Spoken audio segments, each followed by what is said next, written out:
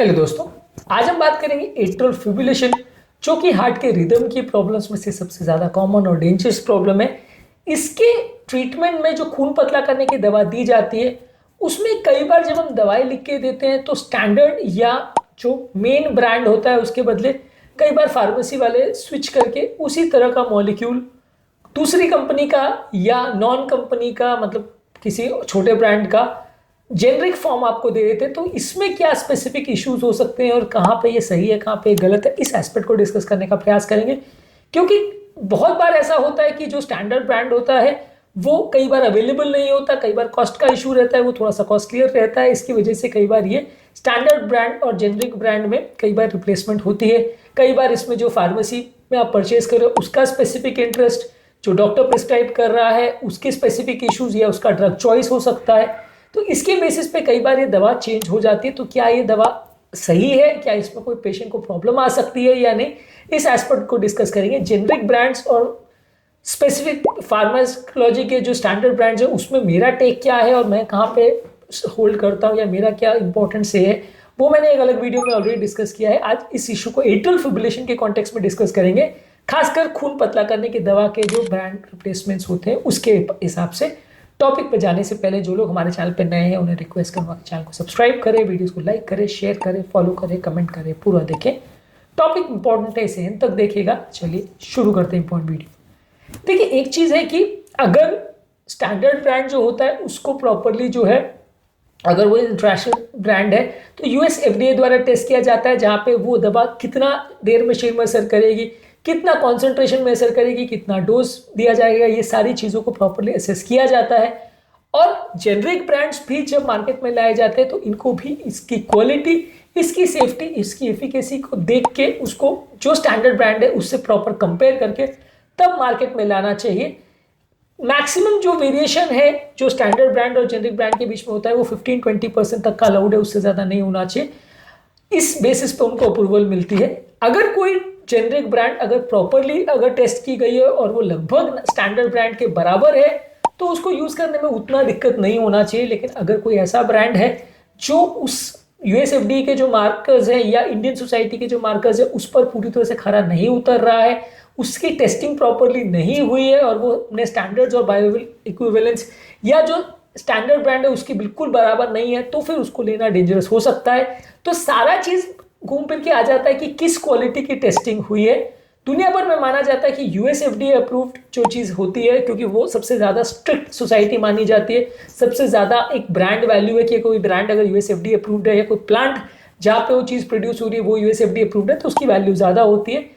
Generic brands में भी अगर टेस्टिंग उस स्टैंडर्ड की हुई हो, भले इंडियन सोसाइटी करे या यूएसएफडीए करे, अगर उसकी अप्रूवल उस लेवल की है और उसका स्टैंडर्ड जो है बिल्कुल जो नेचुरल मॉलिक्यूल जो कंपनी ने, जिसने इनोवेटर ब्रांड जिसको बोलते हैं, जिसने खुद वो मॉलिक्यूल बनाया था, उसके बिल्कुल अगर बराबर है तो उसको लेने में नुकसान नहीं है। लेकिन ये मॉलिक्यूल्स में अगर मान लीजिए उसकी क्वालिटी ज़रा भी इंफीरियर है, यानी उसको बनाया सही तरह से नहीं गया या स्टोर सही तरह से नहीं किया गया है या उसकी क्वालिटी एफिकेसी या जो मॉलिक्यूल या पाउडर को यूज़ किया गया है वो अप्रोप्रिएट नहीं है, तो कई बार ये प्रॉब्लम्स कर सकता है पेशेंट के लिए, खासकर उन पेशेंट के लिए जो थोड़े इसके लिए सेंसिटिव है। हर पेशेंट में प्रॉब्लम आएगी ऐसा जरूरी नहीं, लेकिन कुछ पेशेंट्स ऐसे होते हैं जिसमें ये थोड़ा बहुत ड्रग का वेरिएशन भी अगर आ जाए और 15-20% से भी अगर वेरिएशन ज़्यादा हो जाए तो उनको बहुत जल्दी इसकी वजह से प्रॉब्लम आने लगती है, उनकी हेल्थ बिगड़ने लगती है। दवा का जितना असर होना चाहिए उससे या तो बहुत कम या बहुत ज़्यादा असर हो जाता है, जिसकी वजह से उनको हेल्थ प्रॉब्लम्स आती है। तो ये मॉलिक्यूल्स में सिग्निफिकेंट वेरिएशन होने से कई बार पेशेंट की हेल्थ कॉम्प्रोमाइज हो सकती है, और खासकर इसलिए क्योंकि ये जो खून पतला करने की दवा है वो ऐसी मॉलिक्यूल है जिस पर पेशेंट का जिंदगी और मौत डिपेंड करता है, पेशेंट का दोबारा प्रॉब्लम्स आना या नहीं आना डिपेंड करता है। खासकर इसीलिए क्योंकि ये जो खून पतला करने की जो अक्सर दवाई, खासकर जो न्यूअर एंटीकोएगुलेंट्स है, उनके लिए कोई स्पेसिफिक ऐसा टेस्ट भी नहीं आता जिसमें हम डायरेक्टली कह सके कि ये और वो स्टैंडर्ड ब्रांड बराबर काम कर रहे हैं। तो ऐसे केसेस में कई बार जेनरिक ब्रांड को लेना कॉन्ट्रोवर्शियल हो सकता है। कई बार अगर बिल्कुल क्लियर कट टेस्ट अवेलेबल हो, जैसे बीपी, शुगर या कोलेस्ट्रॉल के लिए होता है कि हम डायरेक्टली टेस्ट करके असेस कर सकते हैं कि स्टैंडर्ड दवा में इतना एमजी दवा लेने से कोलेस्ट्रॉल इतना कम हुआ, बीपी इतना कम हुआ, शुगर इतना कम हुआ, और जेनरिक ब्रांड को लेने में उतना ही फायदा मिल रहा है कि नहीं मिल रहा है, ये हम अगर एग्जैक्टली कंपेयर कर सके तो फिर ज़्यादा ट्रस्टवर्दी होता है उसको लेना। खून पतला करने की दवा, खासकर जो न्यूअर एंटीकोएगुलेंट्स है जैसे डाबिगेट्रैन, रिवारोक्साबैन, अपिक्साबैन, ये सारी मॉलिक्यूल्स में कोई क्लियर ऐसा एक टेस्ट अवेलेबल नहीं है जिसको देख के आप एग्जैक्टली कह सको कि ये ब्रांड का जो जेनरिक मॉलिक्यूल है और जो स्टैंडर्ड ब्रांड है दोनों बराबर काम कर रहे हैं, खून को समान रूप से पतला या गाढ़ा कर रहे हैं, ये एग्जैक्टली कोई क्लियर कट टेस्ट अवेलेबल नहीं है। तो ऐसे केस में थोड़ा सा कंट्रोवर्सी हो जाती है। ऐसे केस में जहां पेशेंट की जिंदगी और मौत उस पर डिपेंड करती है, पेशेंट का लकवा आना या ब्लीडिंग हो जाना उस पर डिपेंड करता है, वहां पे अगर कोई क्लियर कट टेस्ट अवेलेबल नहीं है तो ये चीज थोड़ा कंट्रोवर्शियल हो जाती है कि उस तरह का मॉलिक्यूल यूज करें नहीं करें।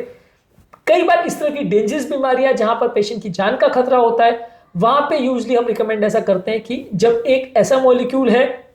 जिसपे पेशेंट का सर्वाइवल डिपेंडेंट है, वहां पे आप रिस्क नहीं लें। हाँ, बीपी, शुगर, कोलेस्ट्रॉल है या इस तरह की चीजें हैं जहां पे टेस्ट अवेलेबल है और जहां पर पेशेंट का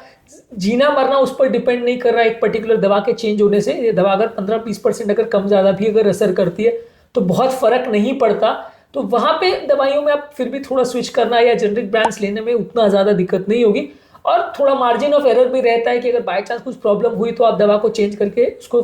रीसेटल कर सकते हो, पेशेंट की हालत इतनी जल्दी बिगड़ेगी नहीं, वहां पे फिर भी एक्सेप्टेबल होता है जेनरिक ब्रांड्स को यूज करना। यहाँ पे जहां लाइफ थ्रेटनिंग डिजीज है, जहां पे पेशेंट को 1 मिनट के अंदर लकवा आ सकता है, 1 मिनट में ब्लीडिंग हो सकती है और पेशेंट की लाइफ जिंदगी भर के लिए खराब हो सकती है, वहां पे इसका यूजेज थोड़ा सा कंट्रोवर्शियल है। वहां पर यूजुअली हम ऐसा रिकमेंड करते हैं कि थोड़ा सा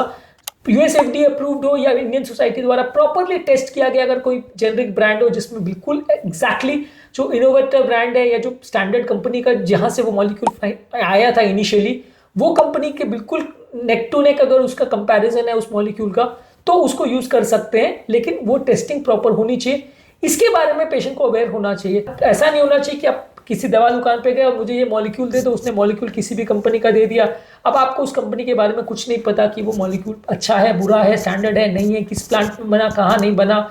उसमें प्रॉपर टेस्टिंग हुई थी कि नहीं हुई थी, वो सारी चीजें पता हुए बिना जब आप उसको लेते हो तो खतरा बढ़ जाता है। जेनरिक मॉलिक्यूल्स भी लेना है या अगर स्टैंडर्ड ब्रांड के बदले कोई और ब्रांड भी लेना है तो प्रॉपर अगर अच्छी कंपनी का हो तो उसके चांसेस कंपैरेटिवली थोड़े ज्यादा है कि वो स्टैंडर्ड ब्रांड के ज्यादा नेक टू नेक रहेगा या बिल्कुल उसी के जैसा असर करेगा, कम ज्यादा नहीं करेगा। लेकिन इसमें प्रॉपर टेस्टिंग होना अनिवार्य है, खासकर अच्छी कंपिटेंट अथॉरिटी जैसे इंडियन सोसाइटी है या यूएसएफडी अप्रूव्ड है या यूरोपियन सोसाइटी, बहुत अच्छी सोसाइटीज जो बहुत स्ट्रॉन्गली और स्ट्रिक्टली चेक करती हैं, उनकी टेस्टिंग से अगर वो मॉलिक्यूल गुजरा है जेनरिक ब्रांड का और वो पाया गया है कि बिल्कुल परफेक्टली सेम है, तो फिर उसको यूज करने में इतना दिक्कत नहीं होना चाहिए। लेकिन जहां पे ऐसी टेस्टिंग नहीं हुई है, जो कि काफी केसेस में ऐसा होता है, काफी केस में ऐसा देखने को मिलता है, तो फिर वहां पे प्रॉब्लम्स होने का चांस ज्यादा है। कभी कभार ये दवा को नॉर्मल ब्रांड, स्टैंडर्ड ब्रांड और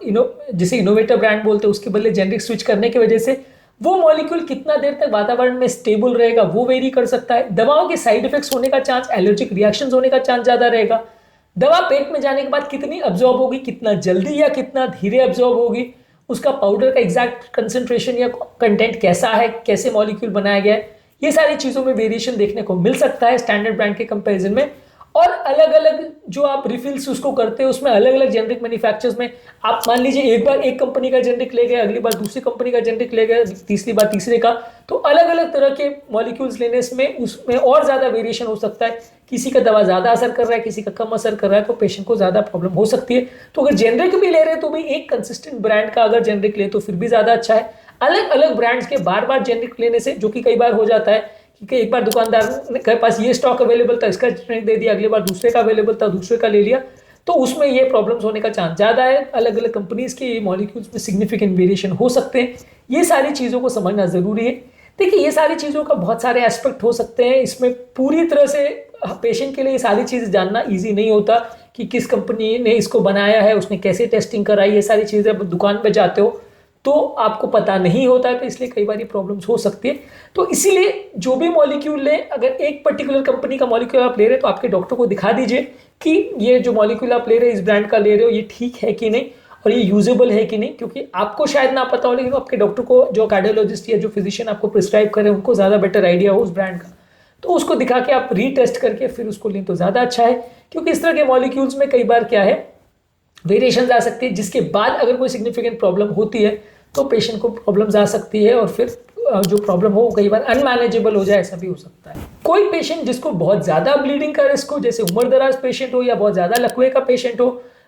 कोई पेशेंट जिसको बहुत ज़्यादा ब्लीडिंग या क्लॉटिंग का रिस्क हो, खासकर डायबिटिक पेशेंट, हाइपरटेंसिव पेशेंट, उम्र दराज पेशेंट या ऐसे पेशेंट जिनको पहले ब्लीडिंग या क्लॉटिंग का प्रॉब्लम हो चुका है, यहाँ पे ये सावधानी और ज़्यादा रखना जरूरी है, क्योंकि ये पेशेंट को ऑलरेडी एक बार प्रॉब्लम हो चुकी है, वहां पे दोबारा प्रॉब्लम आप बिल्कुल टॉलरेट नहीं कर सकते, इसलिए यहाँ पे और ज्यादा सावधानी रखने की जरूरत है। जो पेशेंट पूरी तरह से स्टेबल है, जहां कोई भी प्रॉब्लम नहीं आया है, वहां पे आप फिर भी स्विचिंग ट्राई कर सकते हो, लेकिन वो भी अपने डॉक्टर के साथ डिस्कस करके करें तो ज्यादा अच्छा है। ज्यादातर ये कोशिश करना चाहिए कि यदि अगर एक पेशेंट एक पर्टिकुलर ब्रांड का दवा ले रहा है, उस पर वो स्टेबल है, बार बार उसको प्रॉब्लम नहीं आ रही है, तो उसको कंटिन्यू करता रहे। बार बार अगर उसको चेंज करेगा तो कई बार अलग अलग मॉलिक्यूल्स की एफिकेसी में फर्क आ सकता है। अगर कोई ऐसा मॉलिक्यूल है जिसका नैरो थेरेप्यूटिक इंडेक्स है, नैरो थेरेप्यूटिक इंडेक्स का मतलब ये कि जहां पे मॉलिक्यूल जरा भी अगर स्ट्रांग हुआ तो प्रॉब्लम आ जाएगी, जरा भी वीक हुआ तो भी प्रॉब्लम हो गई, यानी दोनों तरफ पेशेंट को प्रॉब्लम हो सकती है। यानी आप दुधारी तलवार पर चल रहे हो, जहां एक तरफ कुआं एक तरफ खाई वाला सिचुएशन है, वहां पे आपको ऐसे टेस्टिंग नहीं करना चाहिए। बीपी शुगर कोलेस्ट्रॉल वाले जो थेरेपीज है या उस तरह के जो टैबलेट्स है, वहां पे पेशेंट का जिंदगी और मौत उस पर डिपेंड नहीं करता। हाँ, डेफिनेटली वहां पे भी आप ऐसा नहीं चाहोगे कि आप सब स्टैंडर्ड ब्रांड लो या इस तरह की चीजें लो जिससे बाद में प्रॉब्लम आए, लेकिन वहां पे पेशेंट का थेरेप्यूटिक इंडेक्स जो है थोड़ा वाइड होता है। वहां पे ऐसा नहीं होता कि मिनट टू मिनट पेशेंट की जान जा सकती है। वहां पे फिर भी आप इस तरह का रिस्क ले सकते हो और फिर नए मॉलिक्यूल को ट्राई कर सकते हो, और प्रॉब्लम नहीं आए तो वापस दूसरे मॉलिक्यूल पर स्विच कर सकते हो। वापस स्विच ओवर करने में इतना रिस्की नहीं है। पर जो मॉलिक्यूल्स, जैसे खासकर जो खून पतला करने की दवा है, या वो मॉलिक्यूल्स जिसमें पेशेंट का हार्ट अटैक का रिस्क या लकवे का रिस्क या ये सारी चीज निर्भर करता है, वहां पर रिस्क लेना बहुत गलत हो सकता है, वहां प्रॉब्लम आ सकती है। खासकर जो खून पतला करने की दवा है, क्योंकि ये दवाओं का जब साइड इफेक्ट होता है या कम ज्यादा इफेक्ट होता है तो फिर उसको अक्सर संभालना बहुत मुश्किल पड़ता है और ये कभी कभी जानलेवा भी हो सकता है। तो यहाँ पे स्विच ओवर करना या बार बार एक्सपेरिमेंट्स करना उतना एडवाइजेबल नहीं है, यहाँ ज्यादा सावधानी रखें। बाकी मॉलिक्यूल्स में कंपेरेटिवली उतना रिस्क नहीं है जितना कि इसमें होता है। आज के टॉपिक में हमने बात करी एक स्पेसिफिक इशू के बारे में कि जो रेगुलर ब्रांड्स हैं या इनोवेटर ब्रांड्स हैं और जो जेनरिक ब्रांड्स हैं, जो उस कंपनी का मॉलिक्यूल को देख के अपनी फैक्ट्री में वही मॉलिक्यूल बनाते हैं, वो मॉलिक्यूल में क्या डिफरेंस हो सकता है, और खासकर ब्लड थिनिंग मेडिसिन जो एट्रियल फिब्रिलेशन में दी जाती है, वहां स्पेसिफिक क्या प्रॉब्लम्स आ सकती है, उस पर हमने बात करी। आई अग्री कि इसमें कई लोग का बायस हो सकता है, क्योंकि जेनरिक ब्रांड्स कंपेरेटिवली थोड़ी सस्ती होती है, तो बहुत सारे लोग का बायस होगा कि वो हमको ऐसा बोलेंगे कि नहीं, ऐसा आप जो कह रहे हो वो अंडर इन्फ्लुएंस कह रहे हो या आपकी सोच गलत है, जेनरिक भी बिल्कुल सेम होता है। डेफिनेटली मान सकते हो कि आप सेम है, लेकिन जहां पर लाइफ रिस्क इन्वॉल्व है और जहां पर प्रॉपर टेस्टिंग हुई है वहां पर एक्सेप्टेबल रहती है ये सारी चीजें। जहां प्रॉपर टेस्टिंग का अगर अभाव है और कोई मॉलिक्यूल मार्केट में लॉन्च हुए बिना अप्रोप्रिएट सोसाइटी द्वारा टेस्ट हुए, तो वहां पे थोड़ा रिस्क हो सकता है, प्रॉब्लम हो सकती है। इसलिए थोड़ा इस मॉलिक्यूल में ज्यादा सावधानी रखें तो अच्छा है। उम्मीद करूंगा कि आज के टॉपिक में कुछ नई बातें जानने को मिली होगी। जो लोग हमारे चैनल पर नए हैं उन्हें रिक्वेस्ट करूंगा कि चैनल को सब्सक्राइब करें, वीडियोस को लाइक करें, शेयर करें, फॉलो करें, कमेंट करें। पूरा दिन